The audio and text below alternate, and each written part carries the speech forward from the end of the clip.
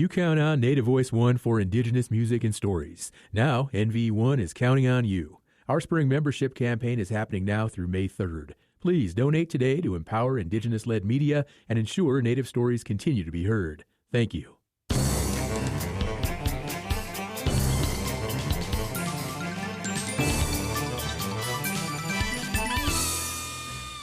Welcome to Native America Calling. I'm Sean Spruce.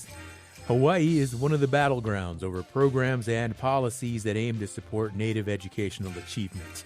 Two challenges, one against a school system's admissions policies and another against a 3-decade-old scholarship program, could have far-reaching consequences for methods with proven results for a population that suffers from statistically poor educational outcomes. We'll hear about that and catch up with ongoing efforts to boost Native progress in classrooms. That's coming up after the news.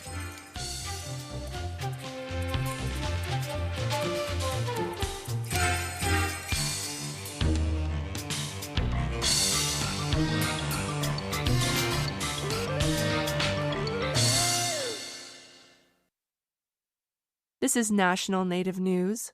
I'm Jill Freitas. The online marketplace Etsy plans to ban products made out of fur as well as threatened or endangered animals. In Alaska, many Indigenous artists say they do not use the platform, but several said they are frustrated with the decision. Eliona Naiden with the Alaska Desk has more. Cheyenne Nelson pulls a pair of earrings from a box stacked with her creations. So these are otter. Nelson is Aleut and Tlingit and is an owner of Iliamna Arts based in Anchorage. She uses fur from otters, rabbits, lynx, and foxes to make jewelry. She sells her art to customers from California to Chicago and from Canada to the Netherlands. But this might change. Etsy emailed artists like Nelson in early April to notify them it will ban fur products starting August 11. It was like the worst case scenario. I really liked being able to have my art reach people that in no other way it would have reached. The new Etsy policy says it will apply to fur from animals killed primarily for their pelts. To protect wildlife from extinction, it was not clear how the company would establish that animals were killed for fur and not for sustenance. There don't appear to be exceptions for Indigenous artists. Etsy did not respond to emailed questions for this story. Nelson and several others say the new policy will disproportionately harm Indigenous artists. You've ostracized the entire Indigenous population that wants to share their art through Etsy. Jamie Newhaug Stallings is Yupik and Athabascan, who makes earrings using fur and feathers from her family's hunts. She sells her art at local markets as well as Etsy. Historically, there's been a lot of shame put onto certain parts of our lives, like our language, and now it's fur. We have the highest regard for animals. When Stallings was small, she was a part of her father's Indigenous dance group. Between the performances, she would sit with her mom at a table, selling earrings and talking to guests. Earrings were the one thing that we were able to share with people. I really love that. It's unifying. Stallings says she hopes the ban can motivate Indigenous artists to come together and create their own platform that sells traditional art on their terms. In Anchorage, I'm Eliona Naiden. 6 months after arriving in Anchorage, evacuees from western Alaska have moved from hotels into temporary housing. Hundreds of people have been unable to return to their homes after ex-Typhoon Halong devastated villages in October of last year. Jeremy Zedek, a spokesperson for the state's emergency response, says it gives people a chance to return to a slightly more normal way of life. They're cooking their own foods. They have more privacy, more room within the units. They also have places where they can host celebrations for their family members or have people come over and visit and not just be in kind of one hotel room. Evacuees stayed in 5 hotels around Anchorage through the winter. An on-site staff helped them register for disaster relief and connected them to assistance programs.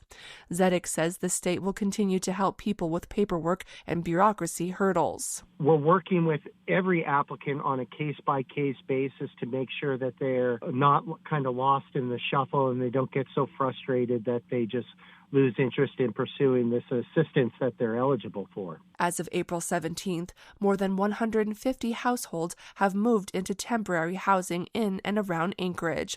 The housing is funded through the Federal Emergency Management Agency, or FEMA. Zedek says the state and FEMA are working together to identify ways to rebuild in Western Alaska so that those who want to return home can do so as soon as possible. This story was provided by Alaska Public Media's Hannah Floor. I'm Jill Freitas.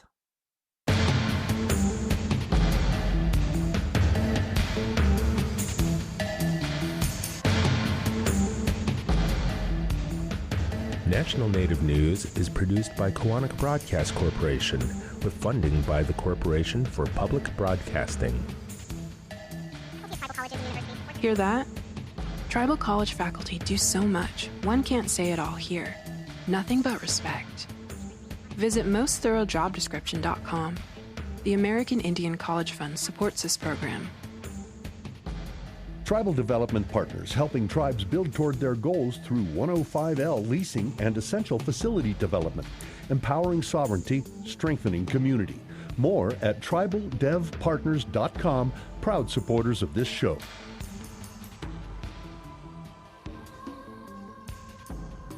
Native Voice One, the Native American Radio Network.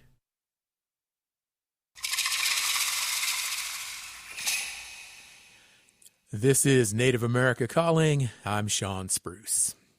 Two nonprofit groups are taking up President Donald Trump's lead in working to dismantle programs and policies established over the years to boost Native student outcomes. In Hawaii, Do No Harm is suing to end a scholarship program that has helped hundreds of Native Hawaiian students go to medical school over the past 35 years. The group says the scholarship is discriminatory. And another group, Students for Fair Admissions, is suing a private school system for admissions policies the organization says unfairly favor students based on race. It's all happening with a backdrop of increasing pressure to improve outcomes for Native students who typically underperform in school compared to their non-Native peers. We'll hear about the difficulty in addressing those outcomes in 2 states. And listeners, as always, you can join the conversation. Give us a call today. The number is 1-800-996-2848. That's also 1-800-99-NATIVE. All of our guests today are joining us on Zoom. And first we have from Honolulu on Oahu Island in Hawaii is Halani Sunodola Pale. She is Kanaka Maoli, an educator and a community organizer. Good morning, Healani. How are you today? Good morning. Aloha. I'm fine. Thank you so much. Aloha for having me. You bet. Good to have you on the show. Also joining us today from Wahiawa on Oahu in Hawaii is John Osorio, and he is the Dean of the Hawaii Nua'akaya School of Hawaiian Knowledge. And of course, he is also Kanaka Maoli. Good morning to you as well, John, and welcome. And joining us from Duluth, Minnesota is Gimiwan Dustin Burnett. He is the Executive Director of the Midwest Indigenous Immersion Network, and he is Ojibwe. Gimiwan, hello. Welcome to the show. Bonjour, miigwech for having me this morning. Absolutely. And our fourth guest joins us from Santa Fe, New Mexico, Regis Pecos. He is co-director of the Leadership Institute at the Santa Fe Indian School and a former governor of Cocha de Pueblo. He's been on the show many times. Governor Pecos, hello and welcome back. Good morning, Sean, and good morning to your listening audience. Thank you. Absolutely. Well, Healani, I want to begin with you today, and let's start out with the challenge now that is facing Kamehameha Schools. This is a school district, a private school district, and it has Native Hawaiian preference. Tell us more about the school system and its focus on Native Hawaiian students.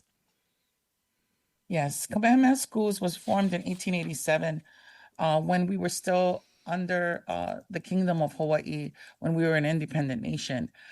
It was established by Princess Bernice Pauahi for Native Hawaiian children, for Aboriginal children of Hawaii who were destitute, orphaned, and has been this school has a long history. It is currently one of the richest schools in the United States, in the world, worth $15 billion. It has about 7,200 Native Hawaiian students currently. This school has served tens of thousands of Native Hawaiian children and improved the lives of these children, and by doing so, improved the lives of their families. This isn't, I want to make a few points about this lawsuit. This isn't the first lawsuit against Kamehameha School's preference policy for Native Hawaiians. This is a school for Native Hawaiian children. It's actually from preschool to grade 12. This isn't the first time that the school has been attacked. These conservative attacks against Hawaiian rights and entitlements programs have been ongoing since the year 2000, with the rise of the conservative movement globally, and attacks on Kamehameha schools and the Native Hawaiian Scholarship Program, which is also what's ongoing now. Is being done under the guise of this idea that this is about equality for all. Hawaiian rights and entitlements, like the Kamehameha schools, which was established by a Hawaiian princess for Hawaiian children, and then the Native Hawaiian Health Scholarship Program. These are programs and rights that Hawaiians have that we deserve, because in 1893, the kingdom, the Hawaiian monarchy, was overthrown, and 2 million acres of our lands were seized.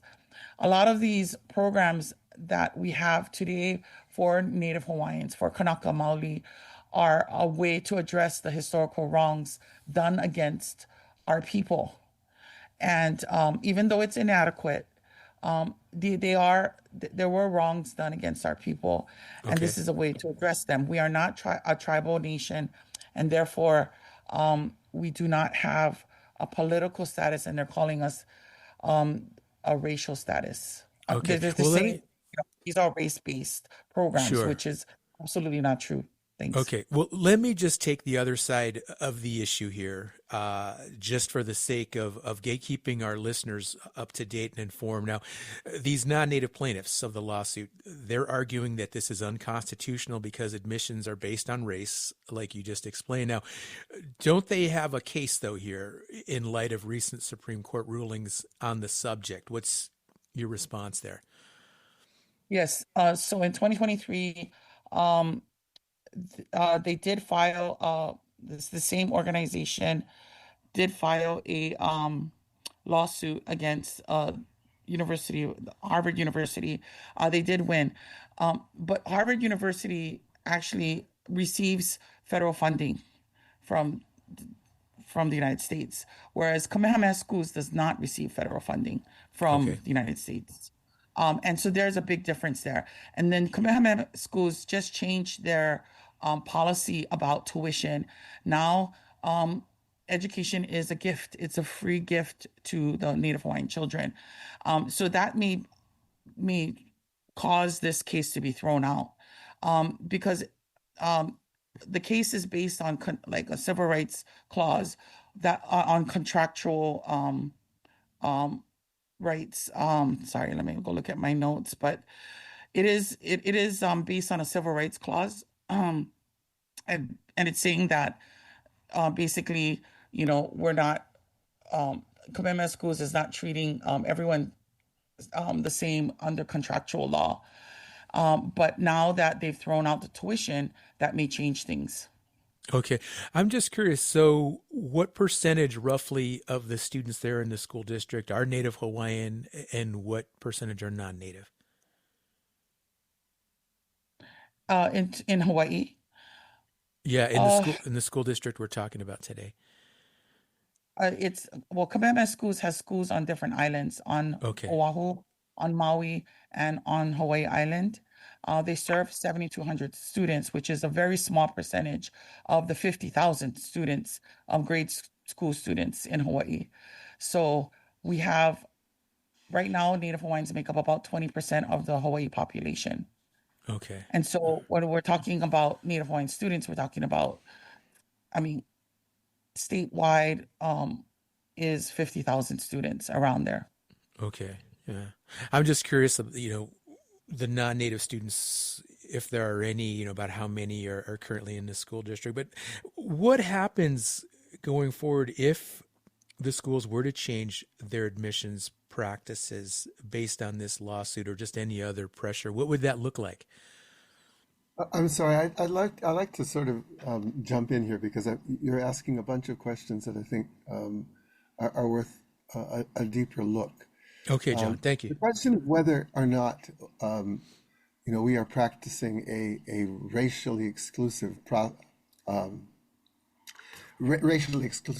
policy really also depends on politics and the politics of the courts in America.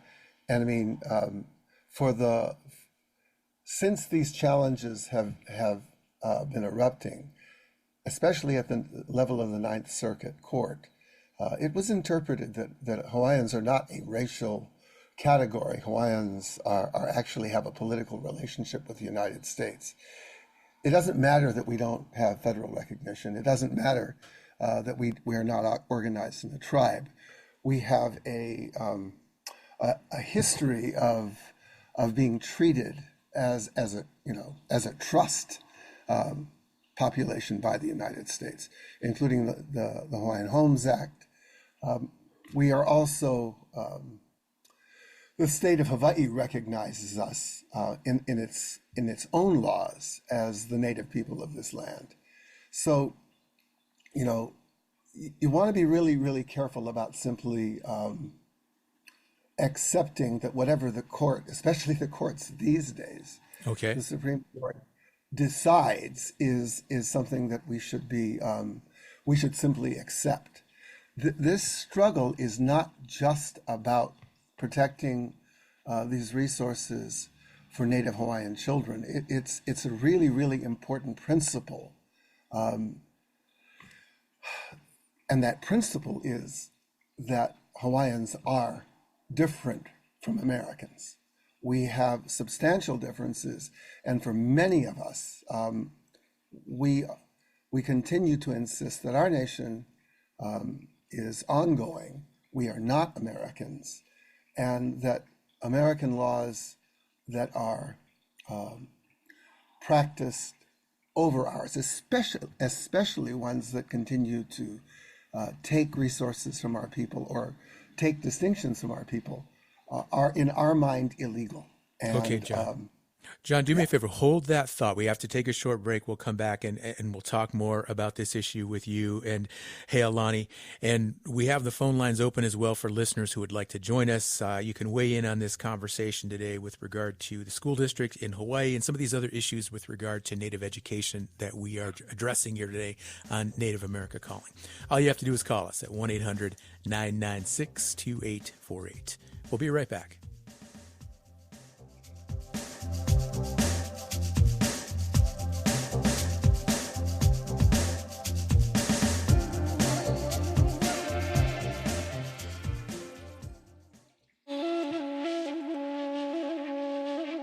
A new investigation confirms what many of Canada's Indigenous peoples suspected all along, that federal law enforcement agencies conducted major covert spying operations targeting Indigenous tribes and individuals in the 1970s. We'll find out what's in the investigation and look at its long-term impacts on the next Native America Calling.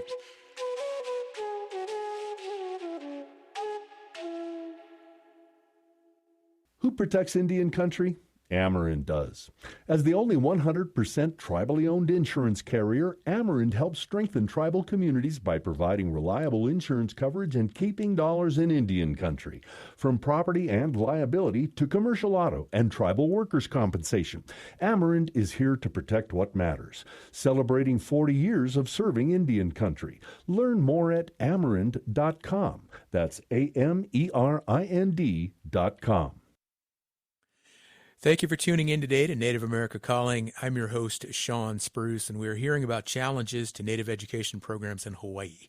They're part of a larger effort to undo long-standing practices to support educational achievement specifically for Native students and other students of color. Join the conversation. Call us, 1-800-996-2848. That is also 1-800-99-NATIVE. Let's pick up again with John Osorio. And John, before we went into break, you and Heilani were talking a little bit about the history there with regard to Native Hawaiians, and you described yourselves as a trust population and how these court rulings and some of these laws with regard to the United States don't necessarily apply in your context as you see it. And I want to follow up on that because challenges to educational programs that support Native Hawaiians are not new. And in the past, they've always been turned away in the courts. So I'm curious to know, do you expect that to happen now? No, so I don't. I really think that the makeup of the Ninth Circuit is substantially different and has changed. I think that what Kamehameha is doing to try to protect, and see, this is the thing, is what Kamehameha is doing is trying to protect the intent of the will, which was to provide a solid educational foundation for Native children, for Aboriginal children, during the kingdom. And it was done by the princess looking ahead really at the changes that were taking place in Hawaii. This was something that she was certainly entitled to do. The will has incredible authority and power that way. But I think, for many of us, looking at what is happening in America today and looking at the increasing partisanship of the U.S. Supreme Court, there's a real question about whether the law itself is trustworthy, and the practice of that law in the United States is trustworthy. And what happens then, and it's a very natural thing, is for people to say, well, if the law is partisan, then really what we need to be looking at are political fights, and political fights take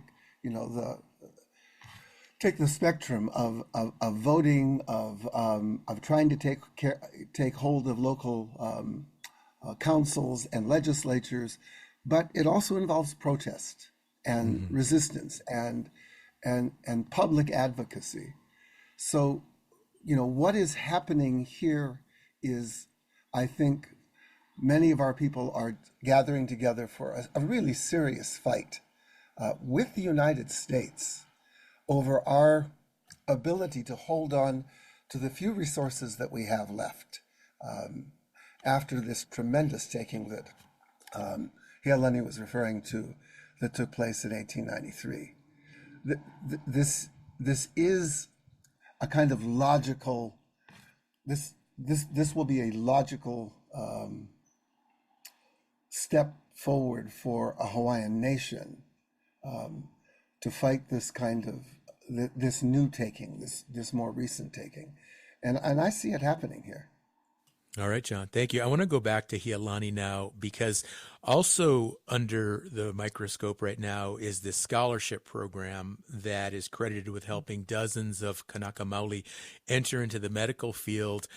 Heilani, what is the nature of this type of support, and why is it so desperately needed there on the islands with regard to the possibility of Native students going to medical school?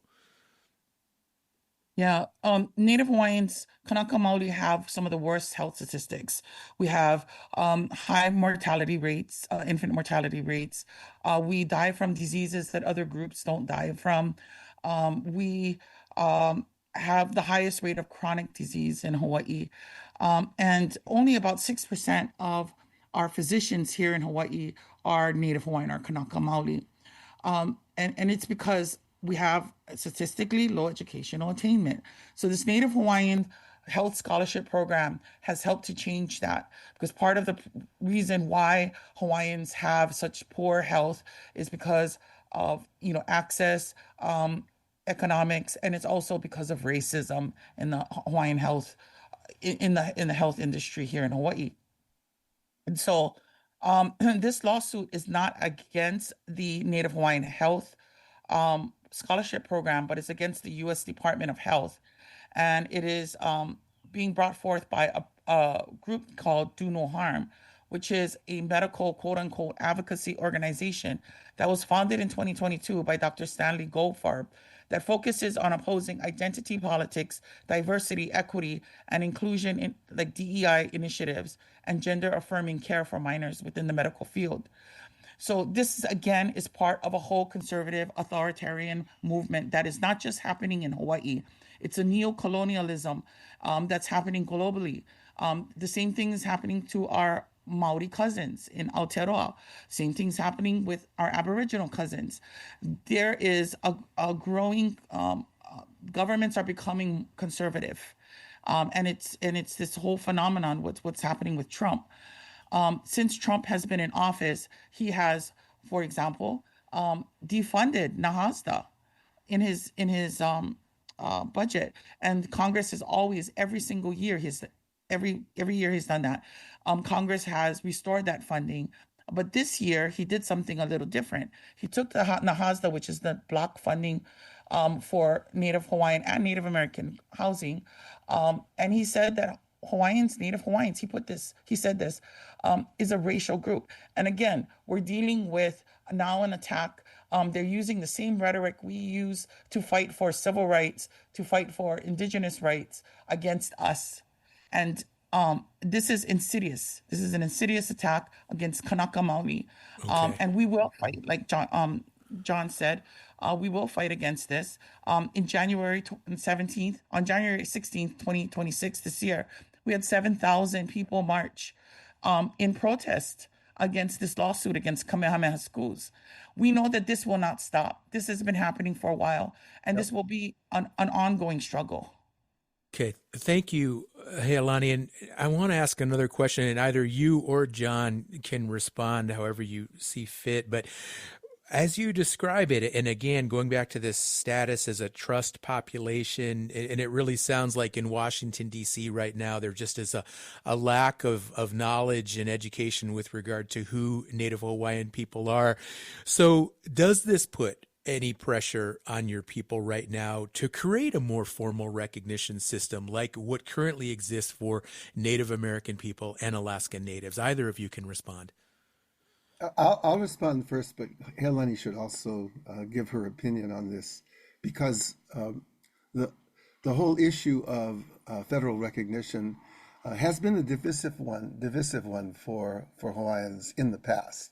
There have been attempts made by some Hawaiian groups and led by the Hawaiian senator in the United States, Daniel Akaka, to bring about a federal recognition bill in the early 2000s.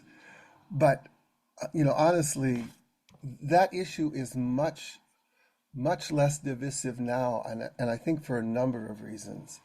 One is that more and more Hawaiians have become educated about the fact that what was actually taken from us in 1893 was our status as an independent and recognized nation state, with treaties with numerous nations, including and multiple treaties with the United States, that were broken by the United States when they invaded us, when they sent troops ashore in 1893 to defend the insurgent, Haole, Caucasian, white insurgents that were trying to overthrow the Queen. So we are different from other Native peoples in that we had an organized and recognized government, and the United States violated its own laws and international laws by invading us in 1893. So more and more of our people understand that history. It doesn't mean that we necessarily can't do something different because we're bound by the history, but it does provide a much more sort of realistic appraisal of Hawaiians' relationship, sort of legal relationships in the world. But the second, and I think more important issue, is seeing what is happening in the United States itself. As that, united is the key word here. America is not united today. And what the conservative right has done, that extreme conservative right, they just keep chugging along. They just keep getting meaner and more vicious with time. There is so much animosity and animus in the United States today, and so much of this country is not working. Why in the world would Kanaka Maoli want to be federally recognized by a country like this? Okay. All right. Hey, Alani, I'd like you to chime in here. As John describes it, what would be the value of federal recognition? So in your view, what would be an ideal scenario for some type of formal recognition of Native Hawaiian people? Yeah, like John said, there's been many attempts, but just we know that our right to self-determination as Indigenous peoples, which is reaffirmed by the United Nations Charter and by the UNDRIP, right? We have, as Indigenous peoples, a right to self-determination, which is the right to determine our own social, economic, and political future. This right has never been afforded to Native Hawaiians. We have never had that right to choose and navigate our own future since 1893. After that great wrong was done to us. Federal recognition has been a very difficult topic to talk about in the Hawaiian community. And the reason is because our federal recognition has been used for Native American, for Indian tribal government to government relationships with the U.S. government. And our history is different from that of Native Americans. We actually had an independent nation with treaties. We even had a treaty with the United States, with Britain, with France. We had treaties with countries. So we were a recognized country. And so our history is different. We are not going to settle for federal recognition. And if they're not going to uphold their trust relationship, they're holding 2 million acres of our lands in trust. We are the beneficiaries. We are they're holding it for our benefit, supposedly.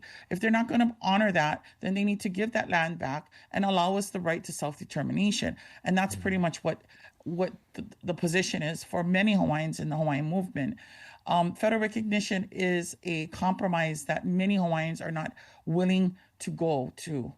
We're not willing to take that compromise because it would be too big of a compromise. There is the Department of Interior Rule 50, which creates a pathway for Native Hawaiians to have a government-to-government relationship with the U.S. government, and this is through the Department of Interior. Now, that rule would create a paper nation. We would have no land, none. Okay. Except for Ho'olawe, which is an island that is uninhabitable. It has no water and has been bombed by the U.S. Navy for over 50 years.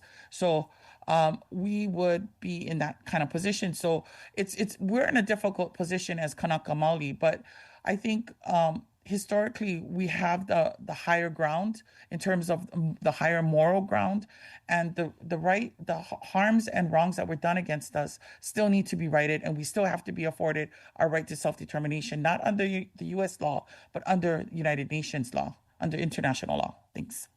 All right. Hey, Alani and John, thank you so much. I want to bring some of our other guests into the conversation now, and we have Gimiwan Dustin Burnett on the line in Duluth, Minnesota.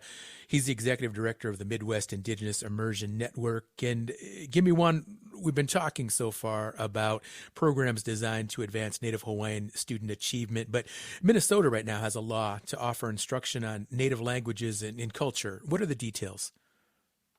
So Minnesota's doing a lot of great things trying to get us to a point where we have a lot to offer for our students. You know, once we really dig into the data, though, which we do over at our organization MEAN, we've identified that there are some definite gaps and needs throughout our region. Minnesota, for example, has over 175,000 teaching licenses spread throughout 2,000 schools in the state, but we can only identify through the state 373 of those licenses being held by American Indian peoples. So really, we have a lot of good legislative protection, some of which is new. We have a lot of great opportunity and participation and collaboration with the tribes and state agencies, but we're finding ourselves lacking for representation of our students and for enough teachers to fill the needs throughout the state. Now, I know you assessed Native education in relation to the state law. You mentioned a lack of teachers. What else did you find? We found a lot of inequity, and I think that's a pretty common theme throughout education. If you really look hard enough, you can find what you're looking for. And what we were looking for was based off the Yazzie Martinez case. And I know that Governor Pecos is here, and we'll be talking to him as well about that. But, when the Yazzie Martinez case came out and we saw what tribes were able to do in demonstrating inequity in the public schools, we knew it was something we could look for as well. So, despite or besides just finding a lack of educators and a lack of representation for our American Indian youth, we found that those educators who were in the roles of teaching American Indian languages, culture, and history inside of the state were left with some pretty hefty responsibilities. The majority of teachers who we surveyed have identified that they are solely responsible for all curricular and material development. Most of them teach all levels, K through 12, simultaneously, and the teacher to student ratio is north of 1 to 250 inside of the state schools.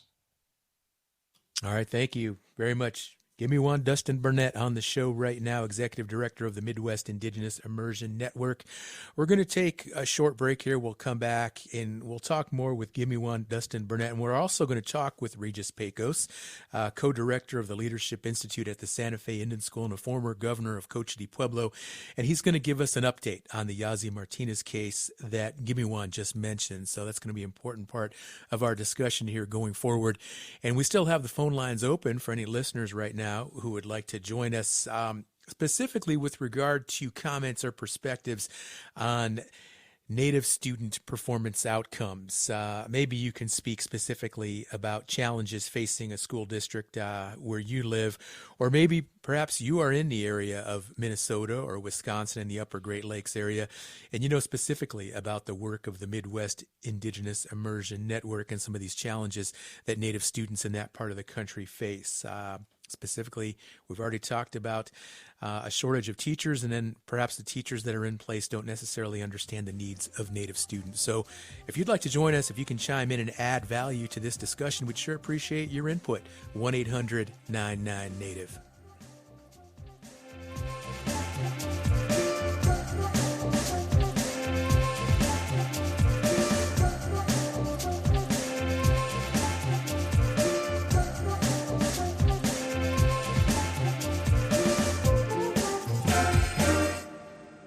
Support from Davis Kalin Law Firm, a New Mexico firm standing with Native families suffering catastrophic loss. When tragedy strikes Indian country, Davis Kalin fights to restore stability, dignity, and justice, bringing a voice to Native families and communities for 20 years. More information, daviskalin.com. Ready to expand your reach and inspire change? Kaufman & Associates crafts culturally grounded communication strategies for Native audiences. More at kaufmaninc.com, KAUFFMANINC.com. We're glad you're with us today on Native America Calling, while we focus on education and what it takes to boost Native educational achievement. Participate in today's show. Just call us at 1-800-996-2848. That number again is 1-800-996-2848. We have Give Me One, Dustin Burnett on the line, Executive Director of the Midwest Indigenous Immersion Network. And Give Me One, before we went to break, you explained the assessment that you folks did with regard to Native education in Minnesota specifically and other parts of the Midwest. How is this assessment being received by people who make decisions on education in Minnesota? So far really well. We've had some great initial conversations with our state agencies, whether that be our Office of Indian Education or the Minnesota Indian Affairs Council.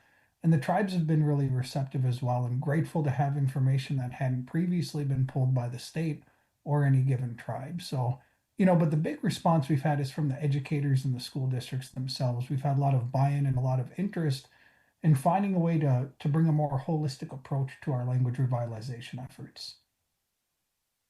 All right, wonderful. Thank you so much. Give Me One. Governor Regis Pecos is also on the show today, co-director of the Leadership Institute at Santa Fe Indian School. And Regis, if you could, give us a refresher here with regard to Yazzie Martinez. This case determined that the needs of Native students in New Mexico are not being met. What's the current status of the results of that court decision and any discussions with educational leaders there in the state?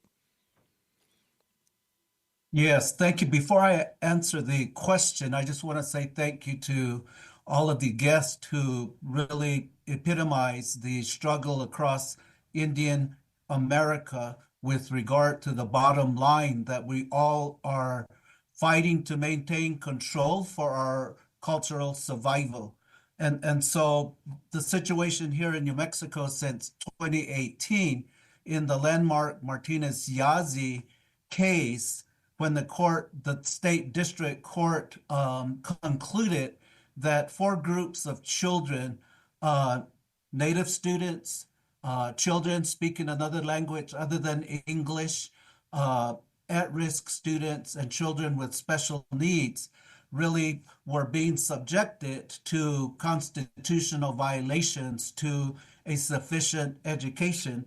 In 2019, the current governor, who I served as an advisor to for many years, one challenge to try to dismiss the case. We gathered support with tribal leaders across the state, 23 sovereign nations, to oppose that motion to dismiss, and we prevailed. And so since 2018, we have been engaged in the development of a comprehensive tribal remedy framework that is aligned with the findings of fact and conclusions of law, over 600 pages that highlights for the listening audience that as our guest from Minnesota is articulating, 90% of all children in New Mexico, Native children, are enrolled in public schools. Only 3% of all teachers in public schools, however, are Native, which means that the majority of all of our children through their whole education experience will never see one of their own.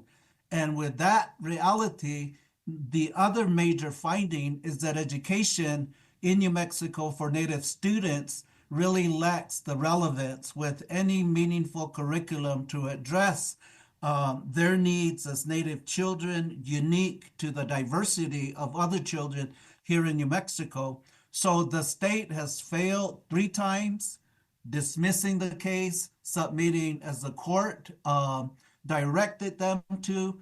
The first effort to respond with a comprehensive education, we opposed as being inadequate. The court agreed with us, directed them a second time to engage experts to develop a comprehensive plan. That was submitted several months ago. In our review, we challenged that it was still inadequate, underscoring that the failure collectively to transform education when language and culture as a result of waves of policies and laws that have been created to kill language and culture continue to be perpetuated in a public system built on Western models. So where we stand today, as of last week, is the submission of final arguments by the legal team on behalf of the plaintiffs that includes us as a total objection to the latest submission by the state of New Mexico, as the court directed them to do, have fundamentally failed in providing for a comprehensive education plan, lacking detail, timelines, and funding. So that's where we are today as we await in the next few weeks to maybe a couple months for another decision by the court. Okay, thank you, Governor Pecos. Now, you mentioned inadequate funding, perhaps, with regard to this comprehensive plan that was put forward by the state that your team viewed as inadequate. Tell us more about that. And at some point, does this issue really come down ultimately to money here?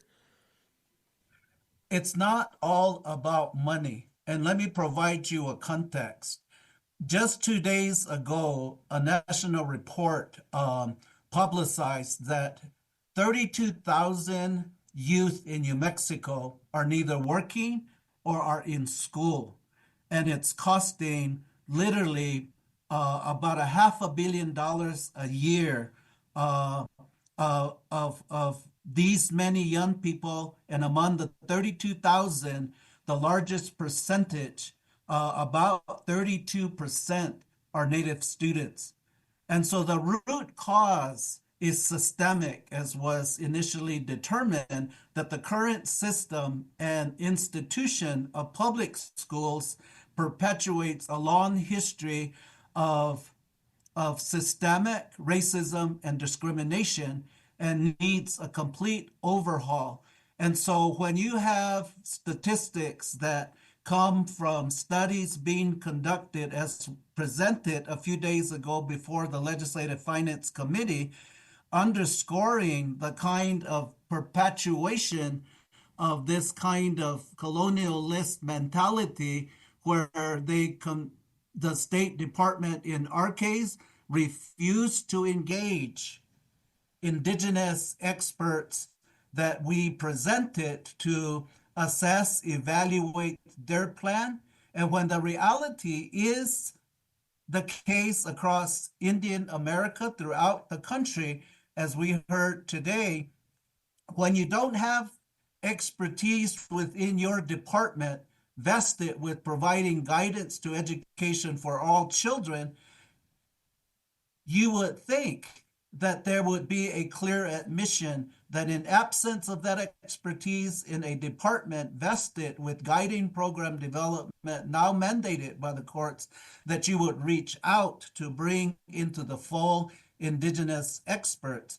So the kind of overhaul systemically is very critical to change the scope that New Mexico has utilized almost 114 years of statehood, but more so since the 30s and 40s when Native children were forced to integrate into the public schools as federal funding diminished to support what initially began in the 1890s, creating boarding schools.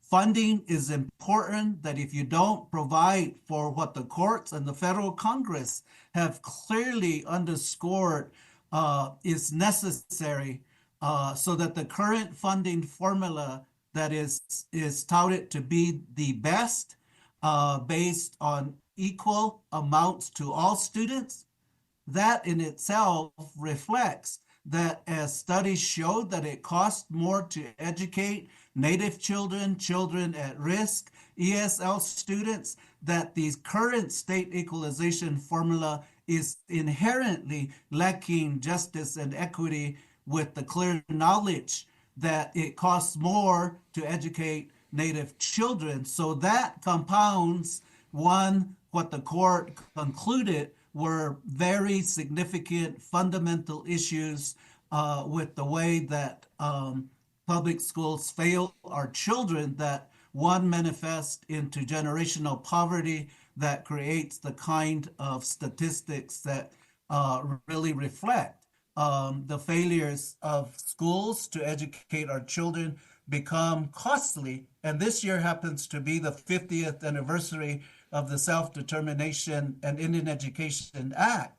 And when a state like New Mexico has, 23 sovereign nations, and the courts direct them to develop a education plan that meets the needs of our Native children, and they failed for the last 8 years, it's really now time, as we're asking the judge to consider a collaborative effort to engage our Indigenous educators, leaders through their own lived experiences to be major architects and authors of a comprehensive education plan moving forward. All right, Governor Pecos, thank you very much. Give me one. I want to go back to you because we just got a really good overview of Yazzie Martinez, and also Governor Pecos stresses the need for a comprehensive plan for states to address Native education needs. And I think as we begin to wind down the show, the question really is what is it going to take to get there? What is it going to take to get a comprehensive plan in a state like New Mexico, and of course where you are in Minnesota? And what does it look like, and how do those needs get addressed? We heard Governor Pecos say it's not all about funding. For us up north, it's collaboration at this point, right? Governor Pecos mentioned, I think, 23 sovereign nations, right? We have 11 in the state of Minnesota, 7 of which are Ojibwe, but we have about 17 total spread across the 4 northern states up here. And, you know, to get a comprehensive plan and to get it from our perspective, we really need to take a look at that from our own tribal and sovereign perspectives and do that collectively, so that when it goes to the state where, similarly, the majority of our students are dispersed, that we know exactly what we want for them. Are there any models that you're looking at in other parts of Indian country that are helpful? Not, the Hawaiians have been a major model for a lot of us in native language revitalization. Similarly, the Maoris have had a really great model, especially for adult education, right? That we've been focusing on. Tell us more about the progress of Midwest Indigenous Immersion Network with regard to improving language and cultural education. What's really the secret sauce that goes into making that effective? And I'm curious again, how imperative is it to have Native teachers with regard to Native language and cultural instruction?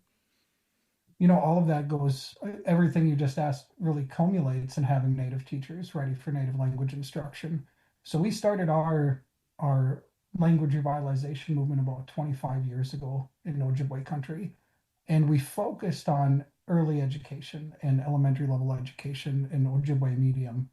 And what we realized over the past several decades is that is, of course, the best approach, but that we don't have enough personnel, enough adult infrastructure, licensed educators who are culturally competent and, can be daily language users of Ojibwe and to be put in those classrooms to have a large enough net effect on our entire region because our students are so dispersed.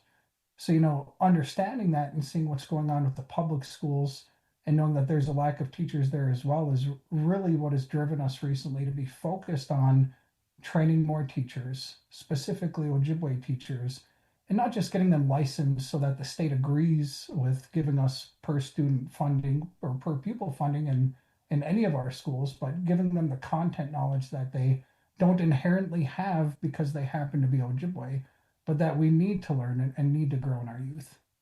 Thank you. Give me one. Governor Pecos, I want to go back to you. We've got a couple of minutes before we have to wrap up, but please, any closing comments? You have the last word. Thank you so much. We're at a critical juncture in our history, and if we fail collectively to transform education, there's a heavy price to pay. And that is to be subjected to contribute to our own demise. And the loss of language, as the elders teach us, will be the end of us, because without language, culture disappears. But I want to say one last thing, because I have 3 grandchildren listening to me this morning, Kyrie, Riley, and David John. All of this really is about them and their future. And if we fail them, they're not going to inherit all that we inherited from all of the ancestors who've gone before us, that each generation has really lived up as a result of their deep love for the language and the culture to overcome the barriers as we find ourselves in these challenging times. It's all about answering the question about what do we want future generations to inherit from us. And all of your guests today, and I thank you for focusing on this today, it's all about the preservation of language and culture and our values, so that our way of life as gifted to us by the Creator can continue, so that we give every generation living today as our children, grandchildren, great children, and those yet to be born. So all across Indian America, like your guests today, epitomize the kind of advocacy that is necessary to transform education, so that we strike the epiphany for our children, one, to be inheriting an education that is balanced with equal value for language and culture, as we develop the tools and the skills necessary to preserve all that the Creator gifted us. So I thank all of the guests today and to you for giving us the opportunity to articulate what's happening all across Indian America. Absolutely, Governor Pecos. And with that, we're going to have to wrap it up. So I want to thank all of the guests who joined us today. Hialani Sonodapale, John Osorio, Gimme One, Dustin Burnett, and of course, Governor Regis Pecos.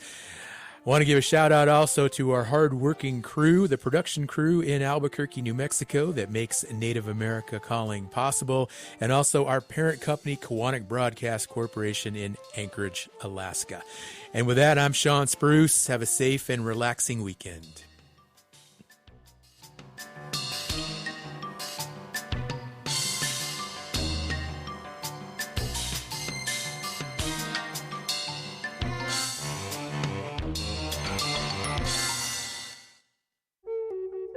Colleges and universities support their students in countless ways. They say I believe and offer help before it's asked. Hear that? That's everything tribal college faculty do for their students on Fast Forward. Because if one tried to say it in real time, they'd be here all day. They teach, guide, comfort, and connect.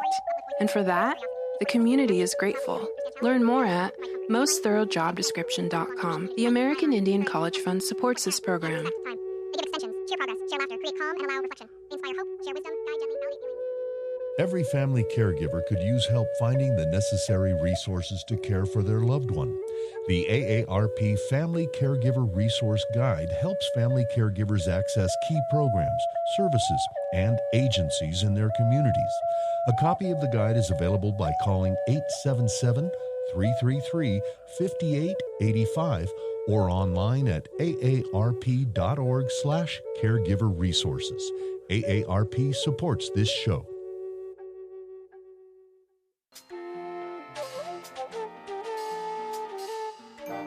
Native America Calling is produced in the Annenberg National Native Voice Studios in Albuquerque, New Mexico by Koahnic Broadcast Corporation, a Native nonprofit media organization. Funding is provided by the Corporation for Public Broadcasting with support from the Public Radio Satellite Service. Music is by Brent Michael Davids. Native Voice One, the Native American Radio Network.